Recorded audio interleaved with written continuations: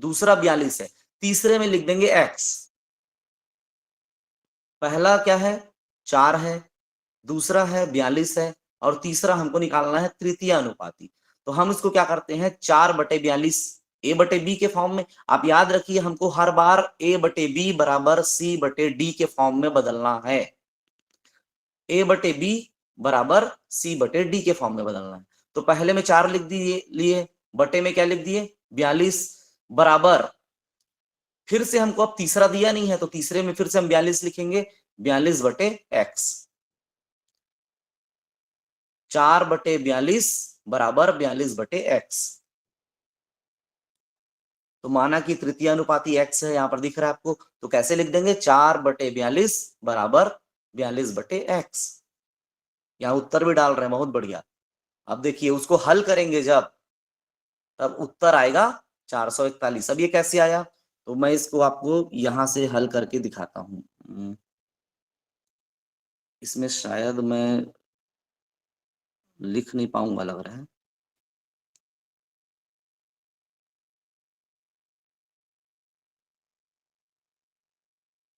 ठीक है कोई बात नहीं, मैं यहां से आपको लिख के मैं यहां से दिखाता हूं।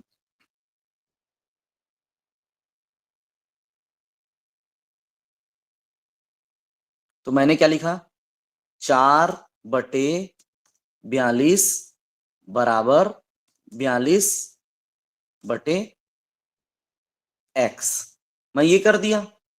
अब मुझे x का वैल्यू चाहिए, वही तो तृतीय अनुपाती है। तब क्या करूंगा, इसका तिर्यक गुणा करूंगा। तिर्यक गुणा कैसे होता है, तिर्यक गुणा कैसे हो जाएगा, तिर्यक गुणा कीजिए, तिर्यक गुणा इसका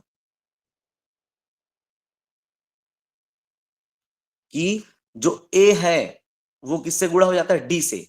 मतलब जो सबसे पहले वाला है सबसे आखिरी के साथ गुणा होगा। तो 4 जो है वो गुणा हो जाएगा सबसे आखिरी वाले के साथ। 4 गुणा हो गया किसके साथ हो गया, आखिरी में था x, तो ये 4 गुणा x हो गया, बराबर बीच और बीच का गुणा होता है, b और c हमेशा गुणा होगा, तो 42 और ये गुणा 42। ठीक है।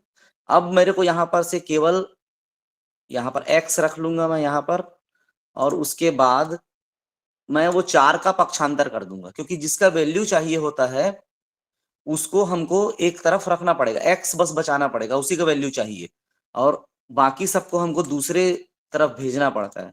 तो 42 था, गुणा था, 42 था, और ये जो 4 था वो गुणा के रूप में था, उस साइड गया तो वो किसके रूप में हो जाएगा, भाग के रूप में हो जाएगा। तो मैंने इसको इधर भेज दिया, तो ये बटे के रूप में हो जाएगा उसका। क्योंकि आपको मालूम है जब भी पक्षांतर होता है तो धन को उस पार भेजोगे तो ऋण हो जाता है, ऋण को भेजोगे धन हो जाता है, गुणा को भेजोगे भाग हो जाता है, भाग से भेजोगे तो गुणा हो जाता है। उसके बाद यहाँ उसके नीचे में मैं लिख देता हूं क्या, 4 को मैंने भेजा है, तो बटे में यहाँ पर मैंने भेज दिया 4 को, 4। अब उसके बाद देखिए कटा करके कितने बार में कटेगा, तो क्या 42 4 से कट जाएगा, नहीं कटेगा, तो इसको मेरे को 2 से पहले कटाना पड़ेगा। तो मैं यहाँ इसको 2 से कटा रहा हूँ, 2 दूनी 4 और 2 21, फिर 2 दूनी फिर 2 एकम 2 और 2 21। तो यहाँ पर आ रहा है, देखिए यहाँ पर मेरे पास अभी तो बन नहीं रहे करते, तो 21 आएगा, और गुणा आ रहा है 21, 21 गुणा 21। जो 4 है एक बार 2 दूनी 4 किया और 2 21, फिर एक बार 2 एकम 2 किया, 2 21, 21 गुणित 21 आएगा, और 21 और 21 का जब गुणा करोगे तो उत्तर आता है 441। ये उत्तर आएगा। तो जैसा मैं ये पीपीटी में जो दिखा रहा था आपको, ये तो यहां पर क्या हुआ था, तृतीय अनुपाती निकालना था, तो 4/42, फिर समानुपात का निशान या बराबर का निशान 42 अनुपात x, और उसका x का जो वैल्यू आ गया था वो आ गया था 441। आगे अभी और भी समझेंगे।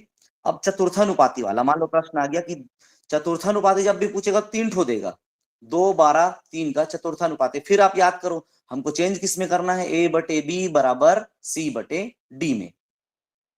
तो a 2 है, b 12 है, c 3 है, डी कुछ नहीं है, तो डी निकालना, उसको एक्स ले लेंगे। तो इसमें उत्तर क्या आ रहा है आप लोग का, हल करके बताइए इसमें क्या उत्तर आएगा। 2/12 बराबर 3/x। ये तुरंत निकल गया, छोटा सा था।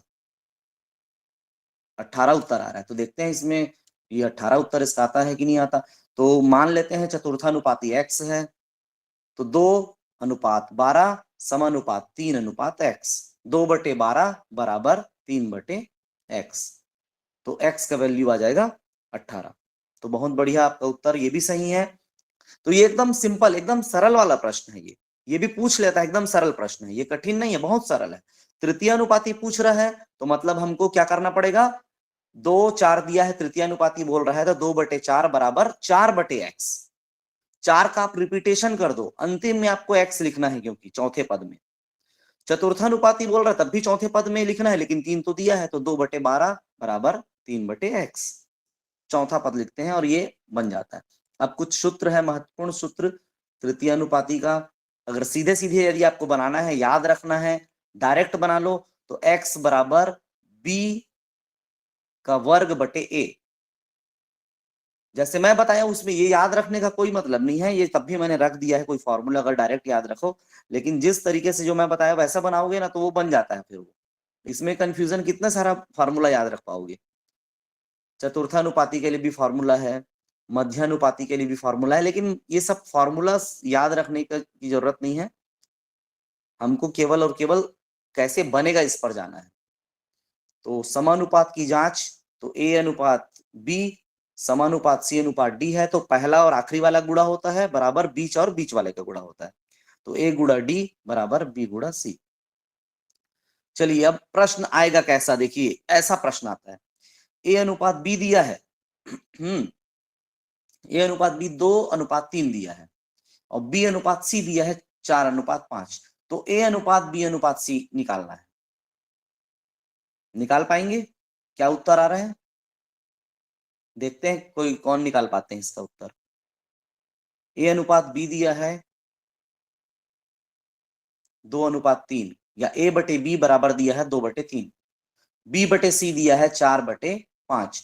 तो a अनुपात b अनुपात c निकालना है। अब ये कैसे निकलेगा, तो इसका तरीका क्या होगा, क्या होगा, यहां पर देखिए a का वैल्यू 2 है, दिख रहा है सबको, a का वैल्यू 2 और b का वैल्यू 3। a/b बराबर 2/3 है ना, मतलब a का वैल्यू 2 है और b का वैल्यू 3 है। दूसरे में देखते हैं, b का वैल्यू 4 है और c का वैल्यू 5 है। दिख रहा है? एक्चुअल में क्या होता है कि मैथ्स पढ़ने के लिए हमको ना ब्लैक बोर्ड की जरूरत पड़ती है, लेकिन फिर भी मैं कोशिश कर रहा हूं कि यहीं से आपको समझाऊं, आप समझ जाएंगे।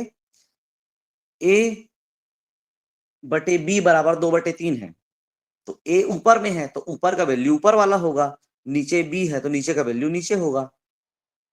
तो a बराबर 2 है, b बराबर 3 है, और दूसरे में भी b 4 है और c 5 है। लेकिन एक जगह पर b का वैल्यू दूसरा बोलता है, एक जगह b का वैल्यू दूसरा बोलता है।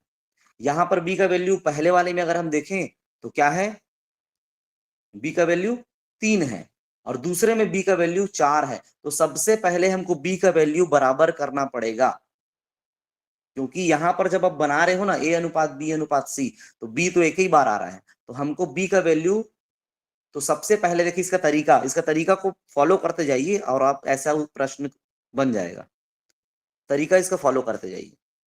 हम देखिए सबसे पहले क्या कर रहे हैं, स्टेप 1 मैं स्टेप वाइज लिख दिया हूं पूरा। a अनुपात b बराबर दिया है 2/3, तो हम स्टेप पहला देख लेते हैं, ऐसा करेंगे। b अनुपात c वो दिया है 4/5, दूसरे को लिख लिए। अब क्या करें, b का जो मान है उसको समान करेंगे, जो b का वैल्यू है पहले में भी उतना हो दूसरे में भी उतना हो। तो कैसे हो सकता है, समान। तो हम एलसीएम निकाल लेते हैं, किसका एलसीएम निकाल लेते हैं, b का वैल्यू का। तो एक जगह b दिया है 3 और एक जगह b दिया है 4। 3 और 4 अलग अलग हैं, दोनों का एक दूसरे से पहाड़े में जाते नहीं, किसी के पहाड़े में दोनों एक साथ आएंगे नहीं, इसीलिए एलसीएम क्या होगा, दोनों का गुणा। तो 4 तिया 12, तो 12 एलसीएम आ गया, किसका आ गया, b के वैल्यू का। b का जो मान है b का जो मान है वह उसका एलसीएम निकाले, लघुत्तम समापवर्ती निकाले, वो आ गया है 12। तो अब हमको दोनों b को 12 बनाना पड़ेगा। पहले b को 12 बनाओ और दूसरे b को 12 बनाओ। तो मैं मान लो a बटे b को 12 बना देता हूं। तो a बटे b में बराबर मैं b का वैल्यू 3 की जगह पर 12 लिख रहा हूं, मतलब मैं कितना का गुणा कर रहा हूं उसमें, 3 में 4 का गुणा कर रहा हूं। यदि मैं 4 का गुणा कर रहा हूं नीचे, तो ऊपर भी 4 का गुणा करना पड़ेगा, क्योंकि हमको वैल्यू समान रखना है, अलग अलग नहीं रख सकते। तो यहां पर भी मैं 4 का गुणा किया, इसमें भी 4 का गुणा किया, तो ये बन गया जो a अनुपात b था, जो 2:3 था, वो बन गया 8:12। सेम प्रोसेस हमको अगले के साथ करना है। वहां पर है 4:5, तो 4 में 3 का गुणा करोगे तो 12 बनेगा। तो इधर भी नीचे में भी 3 का गुणा करना पड़ेगा। तो 4 गुणा 3 अनुपात 5 गुणा 3। तो 4 तिया 12 ऊपर हो गया और नीचे 5 तिया 15। अब देखिए b का वैल्यू बराबर हो गया है। a का वैल्यू 8 बन गया, b का वैल्यू 12। नीचे में भी देखो b का वैल्यू 12 और c का वैल्यू 15।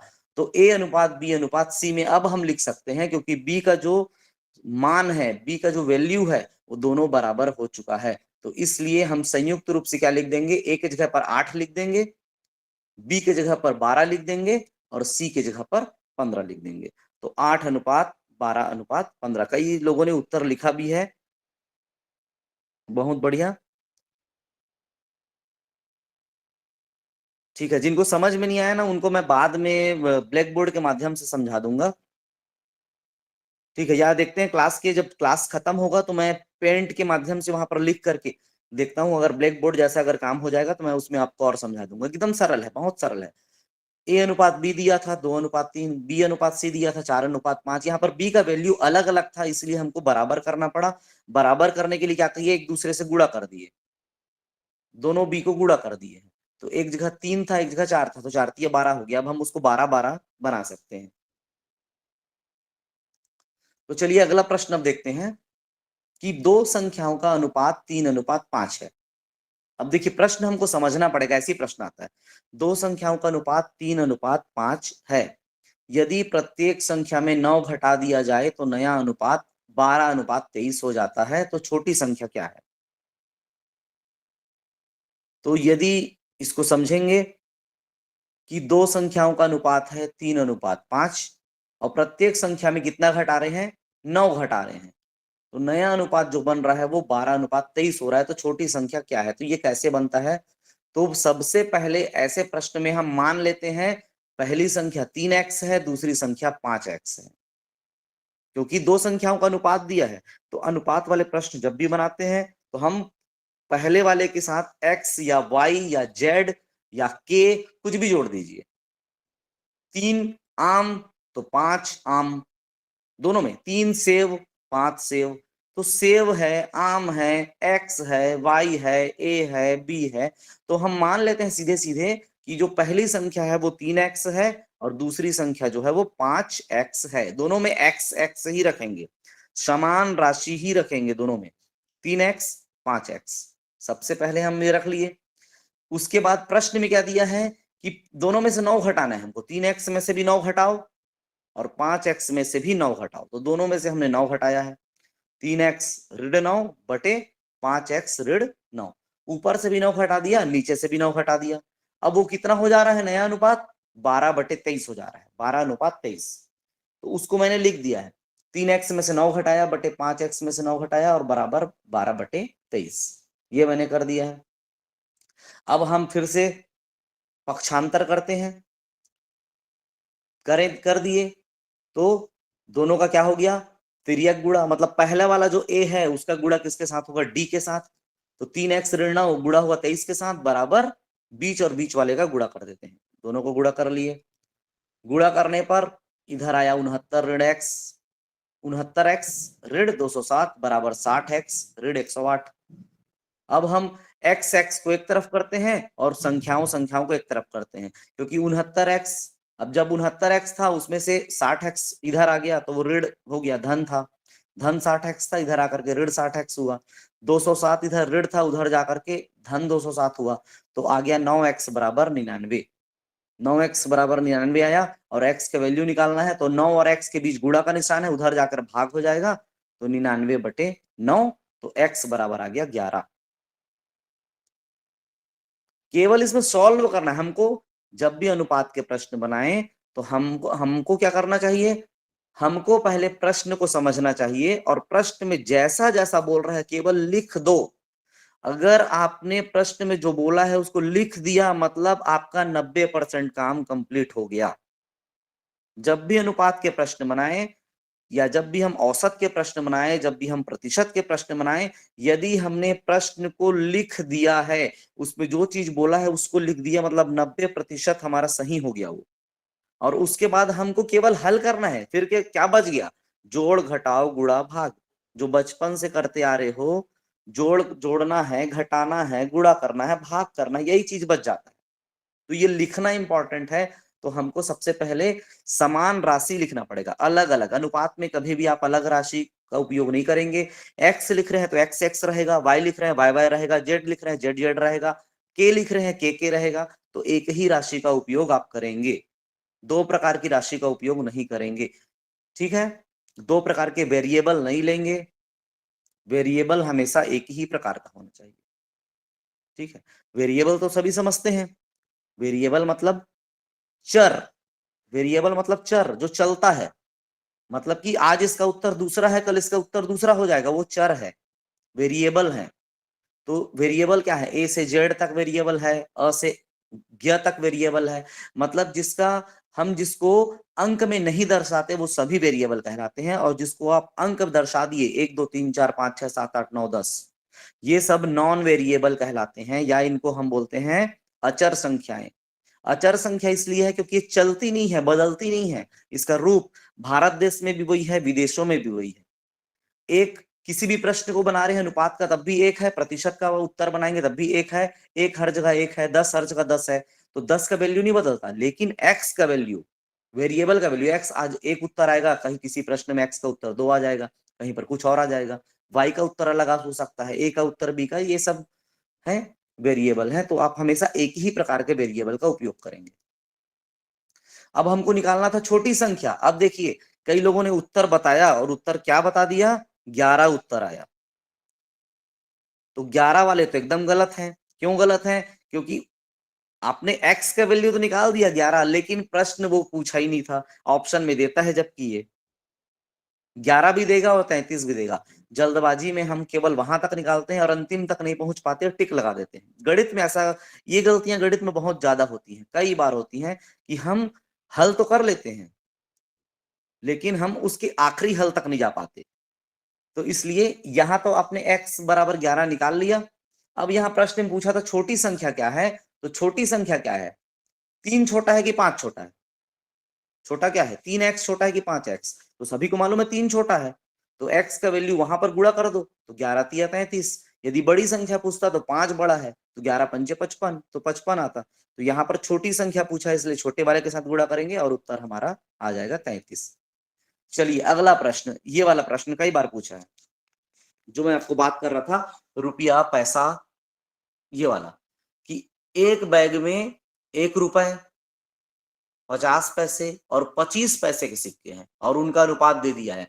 मतलब संख्या कि 5:6:8 इस अनुपात में बैग में रखा हुआ है। ठीक है, मतलब उनकी संख्या बता रहे हैं कि इतनी संख्या में 5 है, 1 रुपया है, इतनी संख्या में 50 पैसे है, इतनी संख्या में 25 पैसे, इसका अनुपात दे दिया। और यदि बैग में कुल 240 रुपए हैं तो 50 पैसों के सिक्कों की संख्या क्या होगी। एक जगह रुपया भी दिया है, एक जगह पैसा दिया है। अब कैसे बनाएं इसको, तो आपको हल देखिए। तो सबसे पहले हम क्या करते हैं, जो भी अनुपात दिया रहता है उसमें 5x 6x 8x मान लेते हैं। कि मान लो 5x 1 रुपए, क्रम से दिया ना, क्रमशः है ये, 1 रुपए, 5 है तो 5x, 5 गुणा x मतलब कुछ भी हो सकती है। तो 5x क्या है, 1 रुपए है, 6x जो है वो 50 पैसे है और 8x जो है वो 25 पैसा है। तो हमने पहले तो सीधा सीधा मान लिया 5x 6x 8x। अब हमको क्या करना पड़ेगा, रुपयों में मूल्य निकाल लेते हैं। रुपयों में कितना मूल्य है, क्यों रुपयों में निकाल रहे हैं, क्योंकि बैग में कुल 240 रुपए बोल रहे हैं। बैग में कुल इतना पैसा नहीं बोल रहा है, रुपए बोल रहा है, इसलिए हम पहले रुपए में बदल लेंगे। तो 5x है तो कितना हो जाएगा, 5 गुणा 1 बराबर 5 रुपए। 5x है तो x की जगह में हम 1 रुपए रख दिए, तो 5 एकम 5, तो 5 रुपए हो गए 1 रुपए के। 50 पैसे के हैं तो 6 गुणा, अब ये 0.50 की x की जगह में 50 पैसा लिखे, तो 50 पैसा का 6 से गुणा किए तो आ गया 3 रुपए, तो 3 रुपए हो गया। उसके बाद 25 पैसा, तो 25 पैसा को फिर से वैसे गुणा करते हैं, 8 गुणा 25 पैसे से, तो आ जाता है 2 रुपए। तब हमारे पास निकल गया है 5 रुपए, 3 रुपए, 2 रुपए। अब देखिए कुल मूल्य कितना हो गया, कुल मूल्य हो गया 5 धन 3 धन 2 बराबर 10x। अभी वैल्यू हो गया है 10x। हमारे पास 10x है, वो किसके बराबर है, 10x जो है वो 240 के बराबर है। 10x जो है कुल पैसा 10x आ गया, वो 240 रुपए के बराबर है। तो x बराबर आ गया 24। 10 को हम उधर से फिर से पक्षांतर किए, गुणा के रूप में था, भाग हो गया, तो x बराबर आ गया 24। तो 50 पैसे के सिक्के निकालना है, तो 50 पैसे के सिक्के कितने ठो हैं, 50 पैसे के सिक्के यहाँ पर जो शुरू में लिए थे 6x लिए थे, तो 6x है तो 6 गुणा 24 बराबर 144। तो 50 पैसे के सिक्कों की जो संख्या है वो 144 ठो है। लेकिन रुपए में अगर उसको बदलेंगे कितना रुपए है, तो वो कितना रुपए हो जाएगा, 144 का आधा 72 रुपए, 72 रुपए होगा। लेकिन प्रश्न में संख्या पूछा है, तो 50 पैसे के सिक्कों की संख्या जो हो जाएगी वो 144 ठो है वहां पर। अगला प्रश्न और हम देख लेते हैं। ठीक, अगला प्रश्न और देखिए, बनाने की कोशिश कीजिए, बनता जाएगा। शुरू में ऐसा लगता है कि कैसे कैसे आ गया, क्या कहां से आया, लेकिन धीरे धीरे वो आ जाएगा। यदि a अनुपात b बराबर 3:5, a अनुपात b बराबर दिया है 3:5। ठीक है, यहाँ पर प्रश्न जो है वो रिपीट हो गया।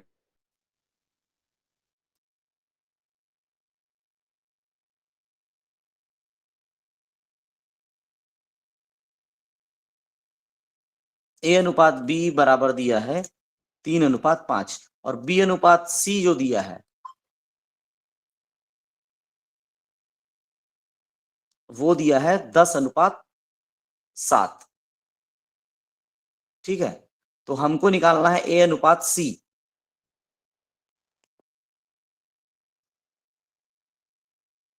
a अनुपात c निकालना है। मेरी आवाज आ रही है?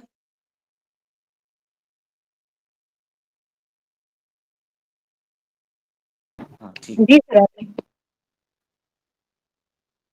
तो a अनुपात b बराबर दिया है 3:5 और b अनुपात c दिया है 10:7। तो a अनुपात c क्या होगा? तो उत्तर तो आपको यहाँ पर दिख गया है।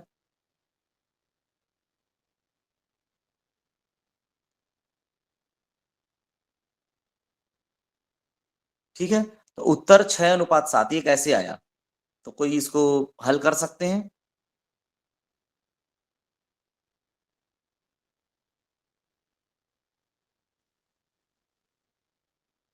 हैंड रेस कर रहे हैं तो रुक जाइए, अभी हैंड रेस करके इसको अगर हल कर पाएंगे तो चैट बॉक्स में करके दे बताइए कैसे आया वो।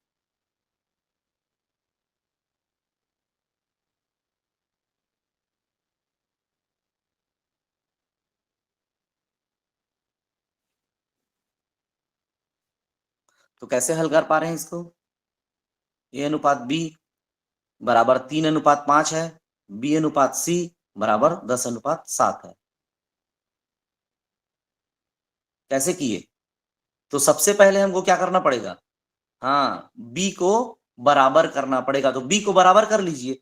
तो b बराबर कैसे होगा, तो यहाँ पर b 10 है और एक जगह b 5 है, तो हमको पहले वाले 5 को भी 10 बनाना पड़ेगा। तो 5 को यदि हम 10 बनाएंगे, a अनुपात b बराबर 3:5 दिया है, तो हम 5 को 10 बनाएंगे, मतलब नीचे में 2 का गुणा करेंगे, तो हमको ऊपर में भी 2 का गुणा करना पड़ेगा, क्योंकि हमको बराबर लेकर के चलना है।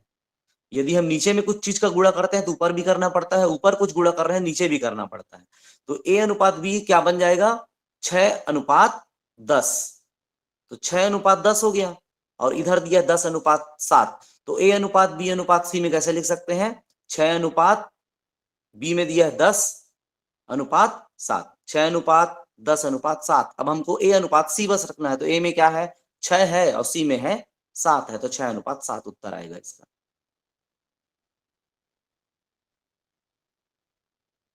चलिए एक प्रश्न ये वाला है कि दो संख्याओं का अनुपात 4:7 है और उनका योग 99 है, तो बड़ी संख्या क्या है। तो यदि ऐसा प्रश्न आ रहा है कि दो संख्याओं का अनुपात, तो पहली संख्या 4x, दूसरी संख्या 7x।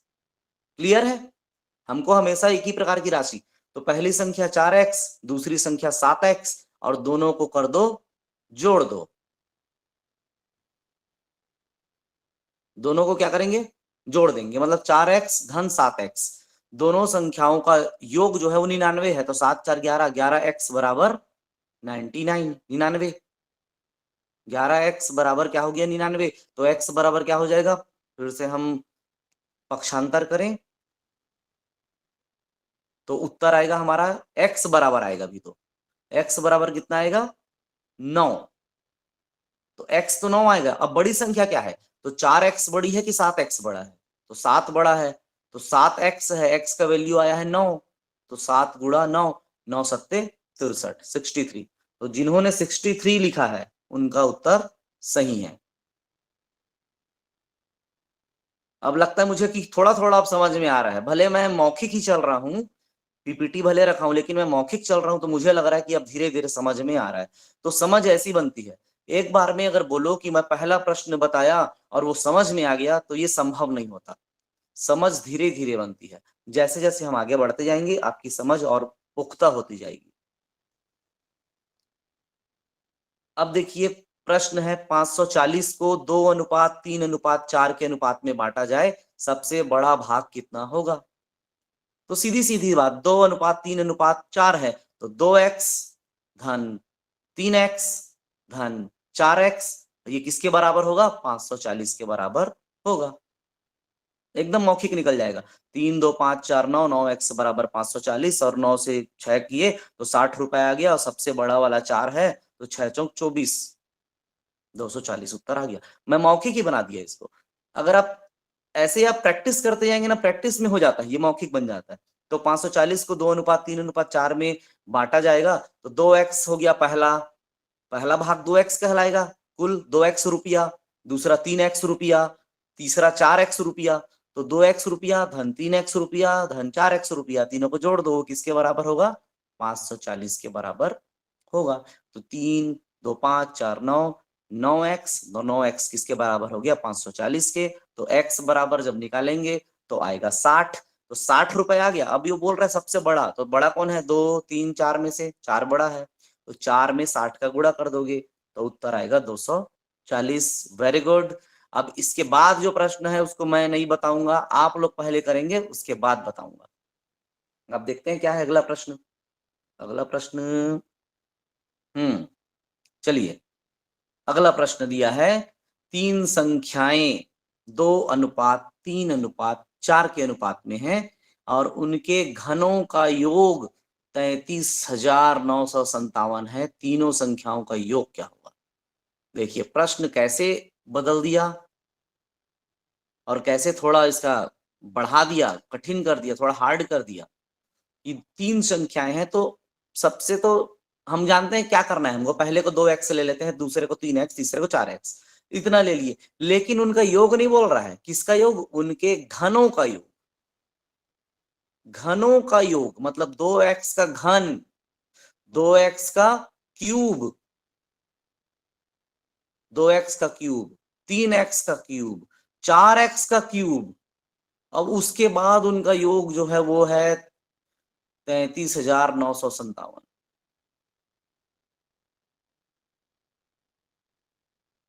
Khushboo ma'am I think बोल रहे हो, देखिए सोचना नहीं है, बनाना है सीधे।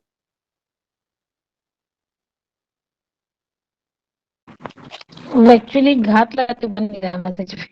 हाँ देखिए, आप जो बोल रहे थे ना वो तो ऑप्शन में नहीं है। अच्छा, वो है ना, एक्चुअली पीपीटी चल रही है इसलिए। हाँ हाँ, तो 2x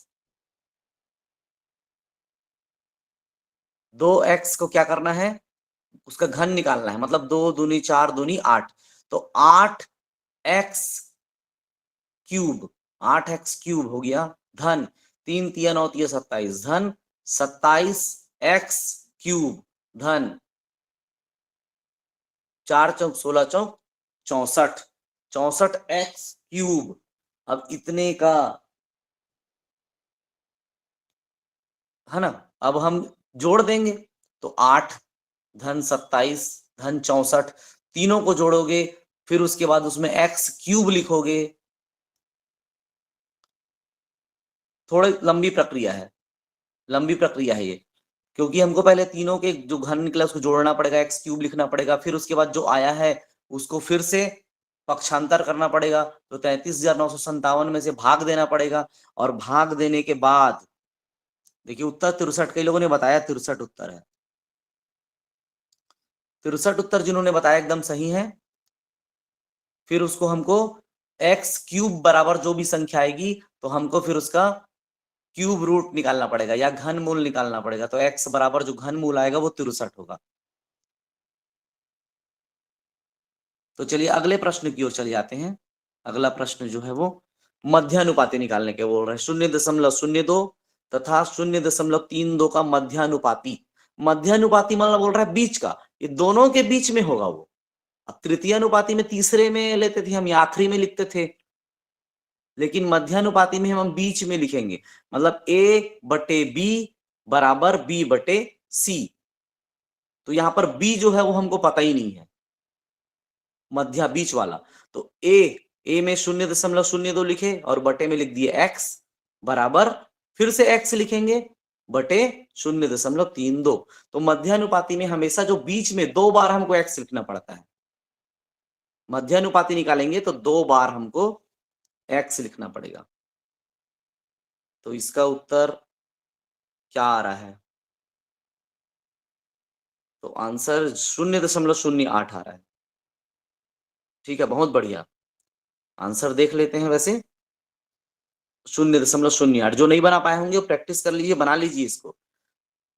0.02 बटे x बराबर x बटे 0.32, क्योंकि मध्यानुपाती बोल रहा है बीच वाला, तो बीच वाले में हमेशा 2 बार लेना पड़ेगा, एक बार नीचे में भी लेना पड़ेगा और दूसरे तरफ ऊपर में भी लेना पड़ेगा, तो मध्यानुपाती ऐसा निकालते हैं, मीन प्रोपोर्शनल। हाँ चलिए, अब देखिए प्रश्न का स्वरूप में अलग अलग प्रकार के प्रश्न रखा हूं, कि ऐसे ऐसे प्रकार के प्रश्न आते हैं, अलग अलग प्रकार के अगर प्रश्न आए तो कैसे कैसे बनेंगे। यदि p का 20% बराबर q, अब देखिए प्रश्न में कैसे बोल दिया, p का 20% बराबर q का 30%, मतलब p का 20% बराबर q का 30% बराबर r का 1/6 है, तो p q r का मान क्या होगा। तो p का 20%, तो 20% है मतलब 20/100 है। जब भी प्रतिशत आया है तो प्रतिशत के चिन्ह को यदि हटाना है तो नीचे में 100 लिख दो। तो p का, तो p गुणा का मतलब गुणा होता है ना ऑफ, तो p गुणा 20/100 बराबर q का, तो q गुणा 30/100 बराबर r गुणा 1/6। इतना तो कर पाएंगे।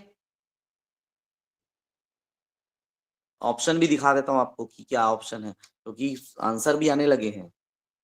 आंसर 15:10:18, वाह ये तो है ऑप्शन में, बहुत बढ़िया कुंज बिहारी सर, शानदार। एस शुक्ला, उन्होंने भी आंसर दिया है 15:10:18। खुशबू मैम ने दिया है भाई, तो देखते हैं इसका उत्तर क्या है। तो चलिए उत्तर है 15:10:18, लेकिन इसको समझते हैं, इसका मैंने हल भी रखा हुआ है यहाँ पर। ठीक है, इसका हल मैंने, क्योंकि ये थोड़ा सा दूसरे प्रकार का प्रश्न था इसलिए मैंने इसका हल रखा है, तो हल को देखिए समझिए कि कैसे हो रहा है ये। तो सबसे पहले हमको फ्रैक्शंस में भिन्न में बदलना है, एक ही प्रकार एक ही टाइप, क्योंकि प्रतिशत में है एक जगह पे भिन्न में है, तो भिन्न में ही इसको हम बदल लें। तो 20/100p, p का बोल रहा है 20%, तो 20/100p। 30% बोल रहा है q का, तो 30/100q, और 1/6r। तो हम ऐसा लिख दिए, ठीक है, क्योंकि प्रश्न में यहाँ पर था बराबर बराबर का निशान दिया था, तो यहाँ पर हमने वैसे किया है 20/100p बराबर 30/100q बराबर 1/6r। अब हम सरल कर सकते हैं क्या, 20 से कम 20, 20×5 100। अगर सरल करना चाहें 20/100 को, तो 20 से कम 20, 20/100, तो 1/5 हो जाएगा। तो 1/5p बराबर 30/100, शून्य शून्य घटा दिए तो 3/10q बराबर 1/6r। तो 1/5p बराबर 3/10q बराबर 1/6r। और हम इसको बराबर मान लेते हैं k या x, कुछ भी मान सकते हैं। अब PQR के मान k के रूप में निकालें, तो कैसे हो जाएगा, p बराबर 5k या 5x, क्योंकि देखिए 1/5p है, उसके बराबर में k लिख दिया हूं मैं। 3/10q है, उसके बराबर में भी k लिख दिया हूं। 1/6r है, उसके बराबर में भी k लिख दिया हूं। तीनों को अलग अलग लिख दिया हूं। तो अलग अलग लिख दिया तो p बराबर कितना हो गया, 5k हो गया। q बराबर क्या हो गया, 10/3k, 10/3k हो गया। और r बराबर 6k, या k के जगह पर x भी लिख सकते हैं, x x का यूज कर सकते हैं, एक ही राशि का यूज करना होता है। इसको हम कर दिए तीनों को। अब अनुपात बनाना है, p अनुपात q अनुपात r। तो 5k अनुपात 10/3k अनुपात 6k, ये बना दिए। पूरे अनुपात को 3 से गुणा करने पर, 3 से क्यों गुणा कर रहा हूं, क्योंकि एक ही के बटे में 3 है, तो वो 3 जो है उसको हटाना है मुझे, बटे में 3। तो 3 को पहले वाले में भी 3 गुणा करना पड़ेगा, दूसरे में 3 गुणा होगा तो 3 तो ऑटोमेटिक हट जाएगा, और तीसरे में भी 3 का गुणा। तो 5 तिया 15 के अनुपात 10 के अनुपात 6 के। और के है तो के को अब हटा दीजिए, उसका कोई उपयोग नहीं है, उसका उपयोग निकालने तक था। तो उसको हम 15 अनुपात 10 अनुपात 18 उत्तर आएगा। तो लिखा हुआ है बहुत लोगों ने, तो बहुत बढ़िया। तो चलिए यहां तक तो मैंने आपको बता दिया। तो ये जो भी प्रश्न मैंने जो बताए हैं, ठीक है, अब हम हल और भी प्रश्न करने वाले हैं, और भी प्रश्न हल करेंगे। कहां से करेंगे इसको, तो इसके लिए मैंने आपको ये शेयर किया हुआ था RS अग्रवाल की बुक। तो RS अग्रवाल की बुक मैंने यहाँ पर उसको निकाल लिया है, आपको दिख भी रहा होगा। तो इसको मैं रीड मोड में ले आता हूं। तो यहां पर से फिर से हम कुछ प्रश्न बनाने वाले हैं और समझने वाले हैं। तो पहला यहाँ प्रश्न नंबर 6 जो दिया है, देखिए सबको दिखाई दे रहा होगा। प्रश्न नंबर 6 यहां दिया है, 5 9 12 का चतुर्थानुपाती क्या है।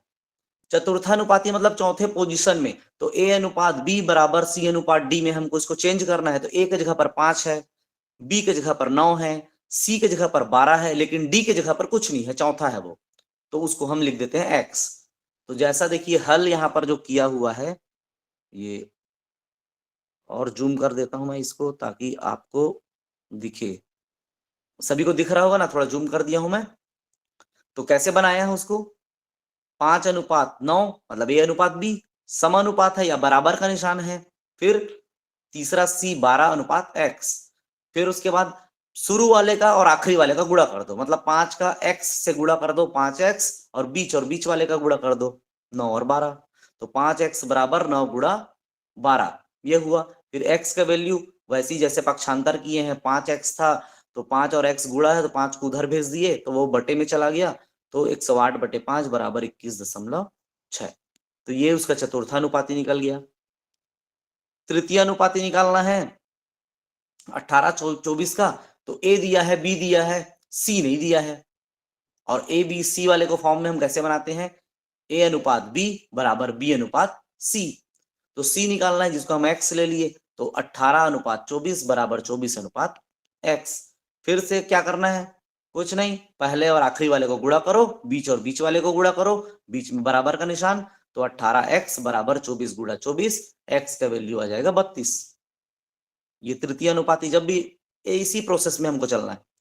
और उसके बाद मध्य अनुपाती पे दिखा देता हूं। तो मध्य अनुपाती में क्या है, 6 और 24, मतलब A दिया है और C दिया है, B को नहीं दिया है, बीच वाले को, बीच वाला निकालना है।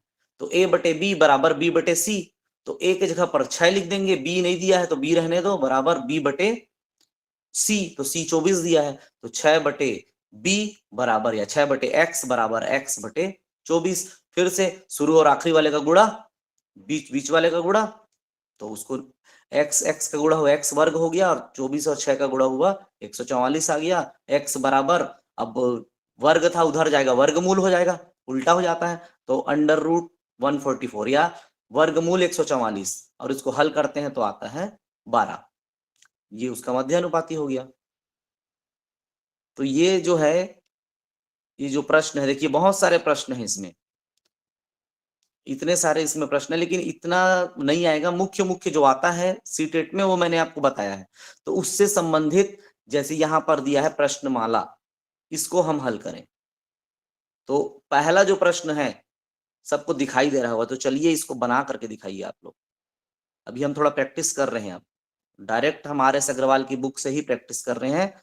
और पहला प्रश्न जो है, आप उसको पेन कॉपी लेकर के भिड़ जाइए। a अनुपात b बराबर 3:4 है, b अनुपात c बराबर 8:9 है, तो a अनुपात c क्या होगा? किनका किनका उत्तर आता है सही, देखते हैं। आपके पास है 1 मिनट। स्पीड भी होना चाहिए।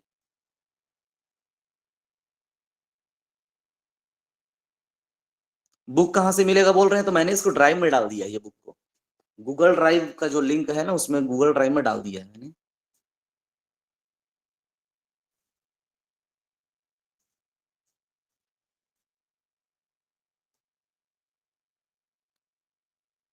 उत्तर आना शुरू हो गया है। 6:9, 6:9 ऑप्शन में नहीं है।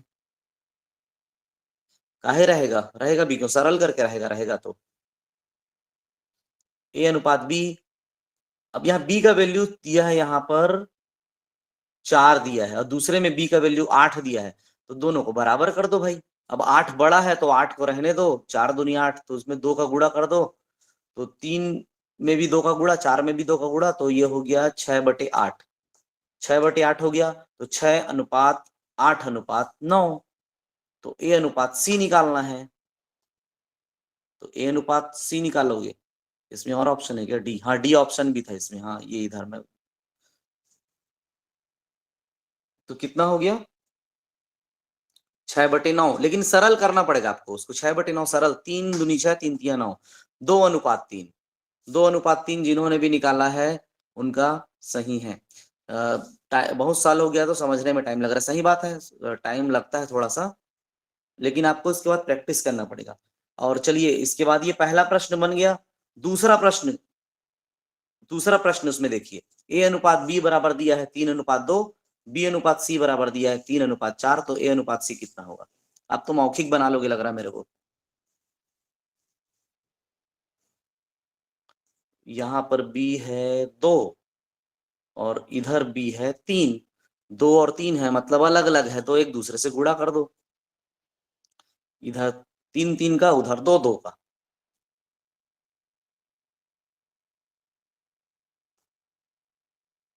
आंसर क्या बोल रहे हैं? डी बोल रहे हैं, 9:8। बहुत लोग का उत्तर 9:8 है। ठीक है, मैं भी देख लेता हूँ थोड़ा बहुत गुणा भाग करके। 3:2 है, तो इधर हमको 3 का गुणा कर रहे हैं, तो 9 हो गया। 9 बटे, इसको हम बना दिए 6, और उधर से 6/8। ठीक, वेरी गुड, 9:8। बहुत बढ़िया, समझ में तो आया है, थोड़ा बहुत तो आया ही होगा। तो ये वाला आप बना पा रहे हैं, बहुत अच्छी बात है।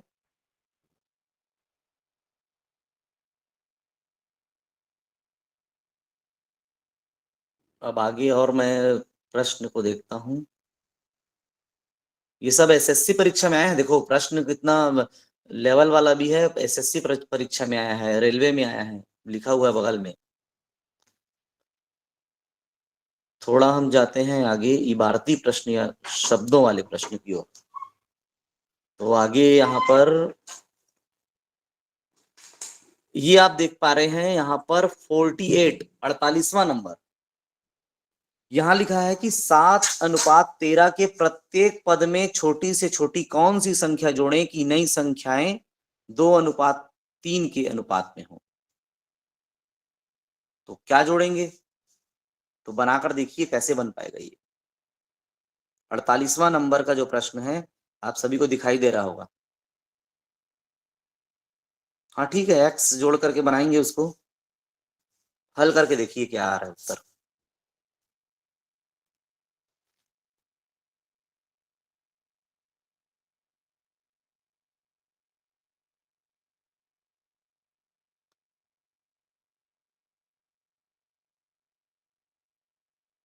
तो इसके लिए देखिए हल करने की जरूरत नहीं है। ऐसे प्रश्न को क्या करना पड़ता है हमको, आंसर से प्रश्न में जाइए, आप उसमें एक जोड़ करके देखिए। यदि मैं ऊपर में एक जोड़ रहा हूं और नीचे में भी एक जोड़ रहा हूं तो क्या वो 2:3 में आ रहा है? नहीं आ रहा है, तो एक नहीं होगा उत्तर। दो को जोड़िए, 7 2 9, 13 2 15, 9 और 15 वो भी नहीं, उसको देखिए क्या वो हो पा रहा है। अगर 7 में 2 जोड़ दिए 9, नीचे में 13 में 2 15, 9/15, तो 3 3 9 3 5 15 नहीं आ रहा है उसमें।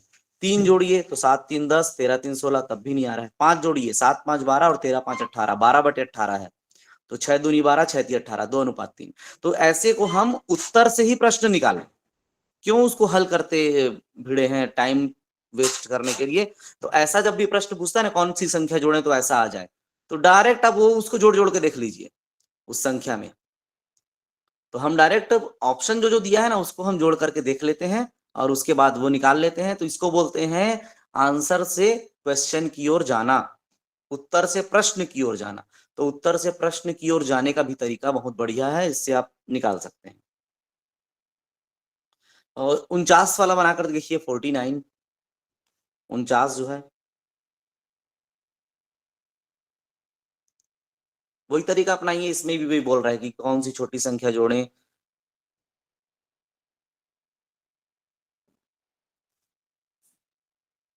उत्तर से प्रश्न में जाइए, इसमें भी 13 ऊपर में जोड़िए, 13 नीचे में भी जोड़िए, 13 3 16 और 13 5 18, तो 3:4 नहीं हो रहा है, होएगा ही नहीं।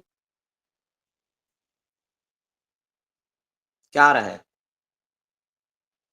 7 3 10, 7 5 12, 10 12,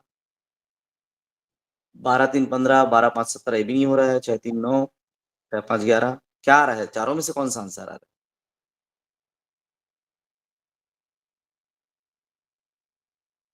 डी आ रहा है, 7 आ रहा है। हाँ, तो 7 3 10 और 7 5 12।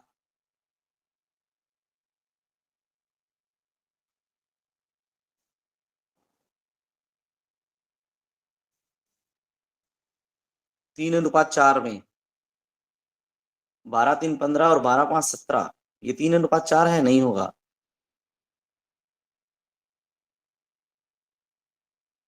क्या आया? कोई आ रहा है? चारों चारों ऑप्शन में कुछ आ रहा है क्या? क्योंकि सबका अलग अलग उत्तर आया है।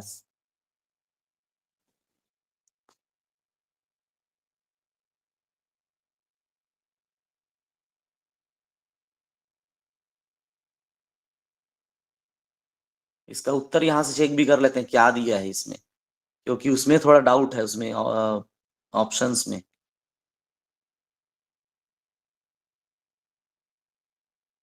देखिए कितने सारे प्रश्न इसमें दिए हुए हैं। तो इतने सारे प्रश्न नहीं, जो आते हैं एग्जाम में उसको ही हम अगर कर लें तो बी आया है इसमें, उत्तर बी दिया है, 7 दिया है।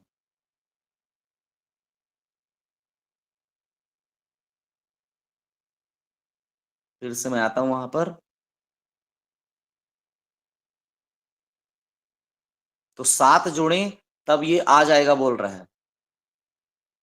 तो 7 3 10 और 7 5 12।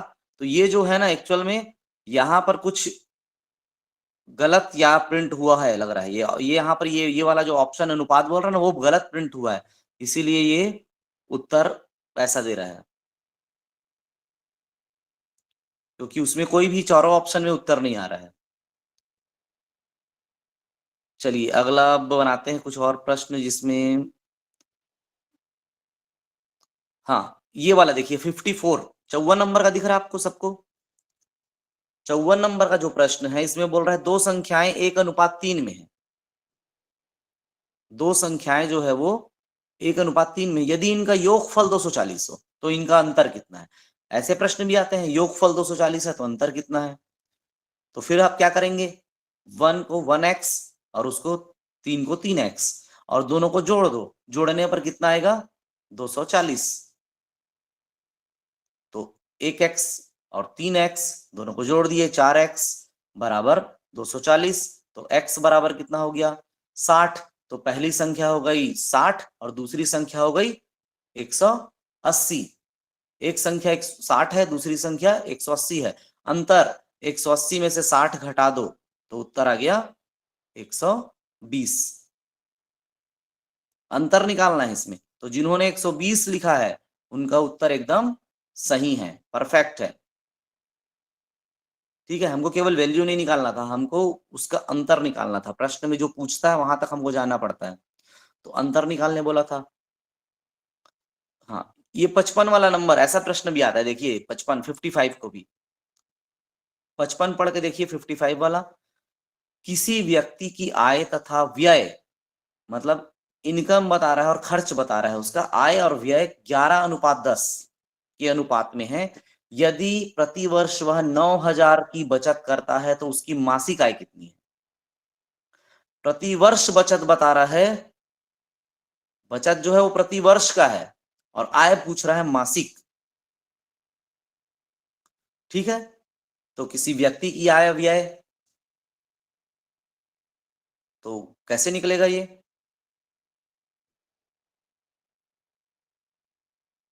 निकाल के देखिए क्या उत्तर आ रहा है।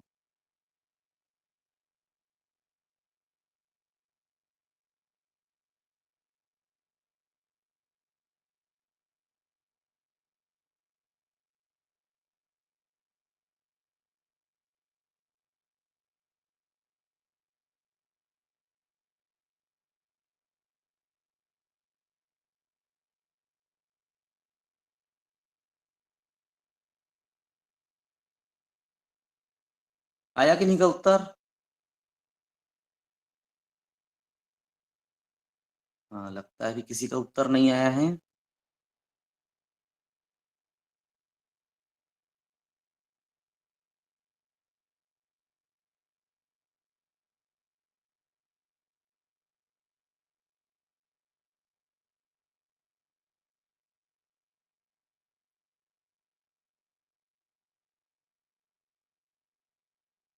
हल कर रहे हैं ना सभी?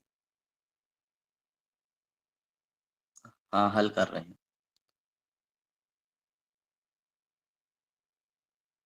हाँ, हल कीजिए, मैं आपको इसका उत्तर भी बता दूंगा यहाँ पर क्या दिया है और कैसे आया भी बता दूंगा।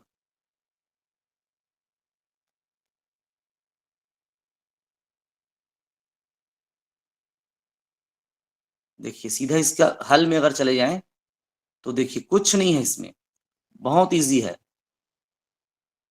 8250 उत्तर आया है, 8250। बहुत बढ़िया। तो यहाँ पर सीधे बोल दिया है, मान लो मासिक आय 11x और अनुपात दे दिया है, जैसे उसका आय इतना है, व्यय कितना हो गया 10x हो गया। बचत कर रहा है, बचत कर रहा है मतलब कि उसका जो भी ऊपर वाला जो बड़ा है ना 11x, तो 11x में से 10x घटा दिए तो x। ठीक है, तो हर महीने वो कितना बचा रहा है, x रुपए बचा रहा है हर महीने x। तो 12 महीने में 12x रुपए बचाएगा, 12x रुपए बचाया और 12x किसके बराबर है, 9,000 के बराबर है। तो 12x जो है 9,000 के बराबर है, तो x का वैल्यू जो आ गया 750। तो यहाँ कई लोग को 750 आया है, तो एकदम ठीक है 750। लेकिन प्रश्न में क्या पूछा है, मासिक आय कितनी है उसकी। तो मासिक आय कितनी है, तो हम लिए थे 11x लिए थे उसकी मासिक आय को, क्योंकि आय उसकी ज्यादा है व्यय कम है, तभी तो बचत कर पा रहा है ना वो। तो 11x उसकी मासिक आय है, तो 11 गुणा 750 किए और वो 8250 आ गया। तो इस प्रकार ऐसे तो ये RS अग्रवाल की जो बुक है वो हल करके भी, सॉल्व करके भी देता है, जिससे हम समझ सकते हैं। तो मैंने ये पूरा इसका PDF डाला हुआ है और वहीं से भी मैं इसको अभी फिर से उठा करके आपको दिखा रहा हूँ। तो ये हमारे गूगल ड्राइव में डला है, तो गूगल ड्राइव को आप देखिए और उसके ये प्रश्न है उसको हल कीजिए। और अनुपात समानुपात बहुत सरल है, बहुत सरल है, इसमें कोई ज्यादा आपको समझने की आवश्यकता नहीं। केवल आपको एक ही प्रकार की राशि यूज करना है। एक्स है तो एक्स यूज कीजिए, वाई कर रहे हैं तो वाई वाई कीजिए, के कर रहे हैं तो के कीजिए। तो एक ही प्रकार के वेरिएबल का यूज कीजिए, बन जाएगा वो।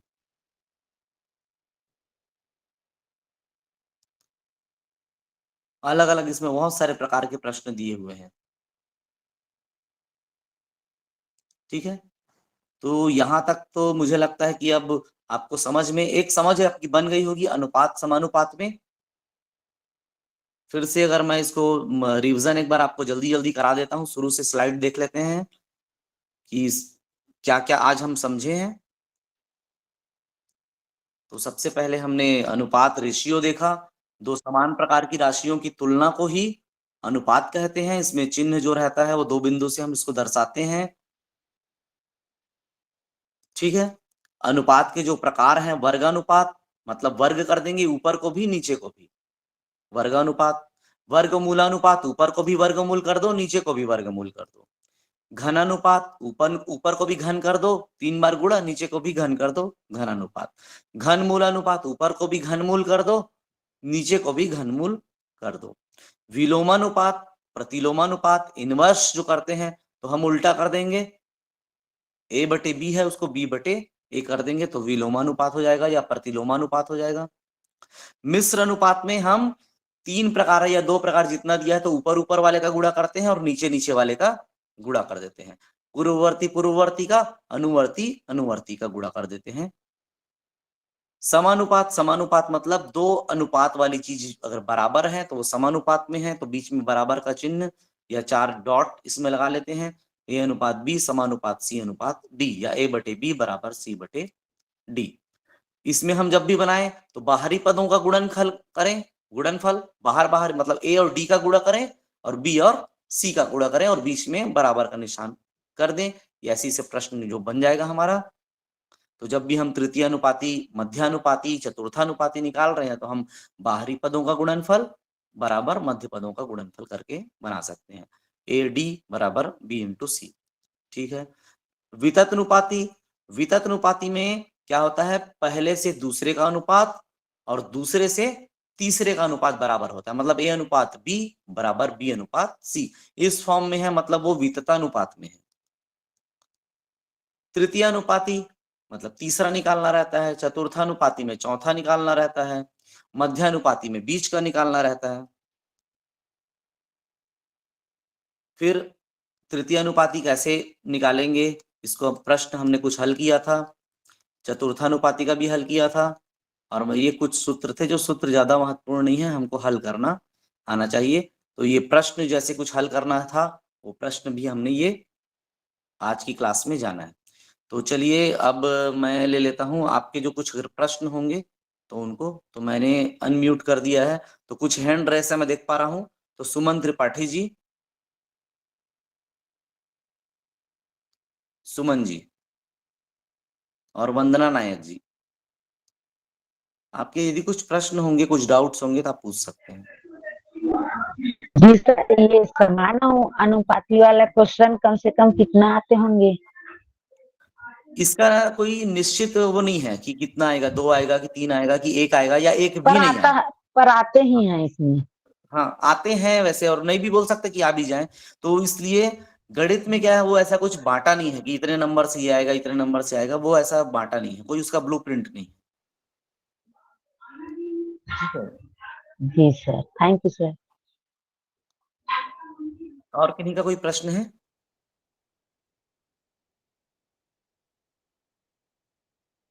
तो देखिए ये जो आपको समझ में जिनको अगर नहीं आया, सेकंड का है सर जो गणित हम लोग पढ़ रहे हैं, ये गणित मुख्य रूप से सेकंड पेपर का है।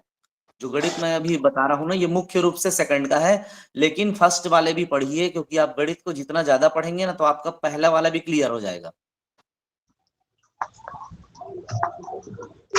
ठीक है, हेलो सर, इसका फर्स्ट पेपर वालों के लिए भी फायदेमंद है, ऐसा नहीं कि फर्स्ट वालों के लिए नहीं, उनके लिए भी फायदेमंद है। फर्स्ट पेपर में भी आया है सर ये। हाँ हाँ, तो उसमें आया होगा, तो उसमें तृतीयानुपाती चतुर्थानुपाती वाला पूछता है, मध्यानुपाती हाँ जी पूछता है। सर, हाँ, जी सर। तो यहाँ तक चलिए आज की क्लास कंप्लीट होती है। तो आप जितने भी RS अग्रवाल का जो मैं डाला हूं उसको खोलिए और उसमें प्रश्न को बनाने की कोशिश कीजिए। बनेगा तो उसमें आंसर देख लीजिए, नहीं बन रहा है तो पीछे और उसका हल दिया हुआ है, उस हल को देखिए। तो कम से कम आज रात तक या कल तक आप कम से कम 50 प्रश्न बनाइए, कम से कम 50, तब आपका वो और एकदम क्लियर हो जाएगा। 50 प्रश्न यदि बना लेंगे तो। एस शुक्ला जी, आप कुछ कहना है? जी सर, गुड हाँ इवनिंग जी, सर। हाँ गुड इवनिंग। जी सर, ये कह रही थी सर, सीटेट को पास करने का कुछ तरीका बताइए ना, कैसे पढ़ें कि अच्छे से क्लियर हो जाए। नहीं, उस पर जैसे कि हम देखिए बाद में जब नेक्स्ट मंथ जब करेंगे अगस्त में, तब हम जानेंगे कि कैसे कैसे प्रश्न को हम कम समय में बना सकते हैं। अभी तो हम थ्योरी ही पढ़ रहे हैं, उसका थ्योरी पार्ट ही चल रहा है। सर कुछ बुक का नाम वगैरह नहीं होगा, रेफरेंस कि इस बुक से पढ़ें? नहीं, ये तैयारी रेफरेंस बुक तो मैंने पहले डाला हुआ है और मैं डाल दूंगा। तो अगर आपको एक ही बुक लेना है तो अरिहंत की बुक ठीक है, अच्छी है, आप वो बुक ले सकते हैं। हाँ sir, thank you.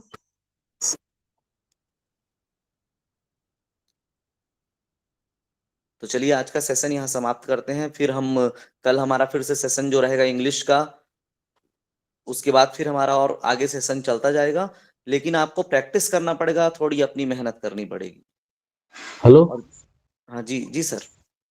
Sir, PPT डालेंगे ना आज का? हाँ डाल दूंगा इसको, मैं अभी डाल देता हूँ ठीक है सर। तुरंत। हाँ। जी, थैंक यू सर।